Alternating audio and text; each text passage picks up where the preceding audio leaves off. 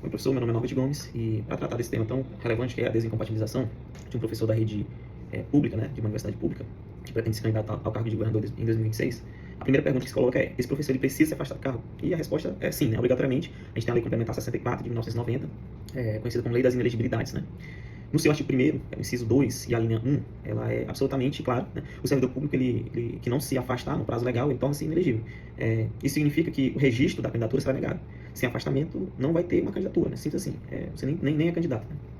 E não há exceção para o professor, não há exceção. A lei ela abrange todo o servidor público, estatutário ou os que não são estatutários, né? Seletistas. De qualquer ente da federação também. Qualquer instituição mantida pelo poder público, a gente tem a universidade pública, ela está dentro disso tudo, né? O professor José Jair Gomes, que é um doutrinador que eu dei uma pesquisada para me atualizar sobre a temática, ele destaca que a finalidade dessa norma é garantir a paridade de armas entre os candidatos, né?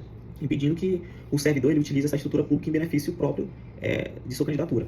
A segunda questão, no entanto, é o prazo de afastamento. A gente tem, né, que no primeiro turno das eleições de 2026, ele está marcado para o dia 4 de outubro. Como a lei exige o afastamento em 3 meses de antecedência, com 3 meses de antecedência, o último dia vai ser em 4 de julho de 2026. E essa data ela é fatal, né? Ela é taxativa, não há exceção para ela. O TSE não aceita atraso. A terceira questão, e talvez a mais relevante na prática, né, diz respeito aí à natureza do afastamento e à manutenção dos vencimentos. O afastamento ele é provisório.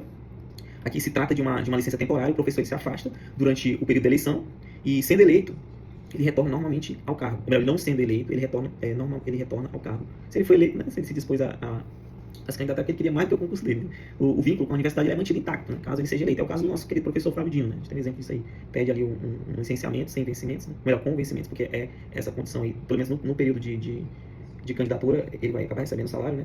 O salário é garantido integralmente, e isso aí é a própria linha 1, que assegura expressamente o direito à percepção dos vencimentos integrais durante o período de afastamento. E a lógica ela é constitucional e ela é bastante clara, porque foi o Estado que impôs o afastamento por meio da lei, né?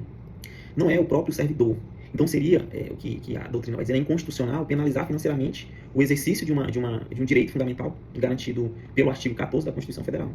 Então, por fim, o ponto que costuma gerar confusão, ele merece destaque, né? O fato de a candidatura ser ao governo do Estado, não altera, nem vai endurecer as regras de afastamento do professor. As condições mais severas são 6 meses de prazo de afastamento definitivo e sem remuneração. Mas isso aí só se aplica para quem já exerce cargo de governador e pretende disputar a outro cargo também ali do Poder Executivo, por exemplo. É o caso também do nosso professor Flávio Dino. Ele foi candidato a governador. Na primeira oportunidade, portanto, ele teve esse benefício de receber o salário e o prazo de 3 meses. No entanto, quando ele foi concorrer à reeleição, ele já não tinha mais esse direito de receber o salário e também o prazo já se alargava para os 6 meses. Né? O professor, portanto, é servidor público e aí se aplica aí a linha 1, é o regime mais favorável da lei, 3 meses, afastamento provisório e vencimentos integrais.